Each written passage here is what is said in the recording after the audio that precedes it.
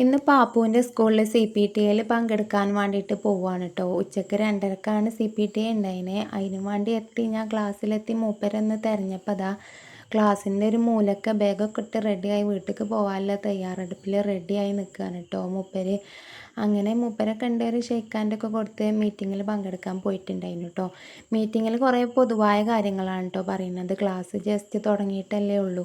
പിന്നെ പുസ്തക വിതരണമായിരുന്നു പ്രധാന കാര്യം ഉണ്ടായിന്. മീറ്റിങ്ങിന് വന്ന ഒരു പേരും ഒപ്പും അത് നിർബന്ധമാണല്ലോ, അതും ഇട്ടിട്ടുണ്ടായിരുന്നു.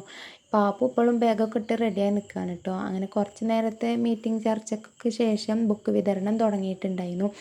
അങ്ങനെ ബുക്കും പെട്ടെന്ന് തന്നെ കൈപ്പറ്റിയിട്ടുണ്ടായിരുന്നു കേട്ടോ. 3 ടേം ബുക്കാണ് അവർക്കുള്ളത് ഈ ഒരു വർഷം, quarterly, half yearly and annually ആയിട്ട്. അങ്ങനെ 3 ബുക്കും കിട്ടി.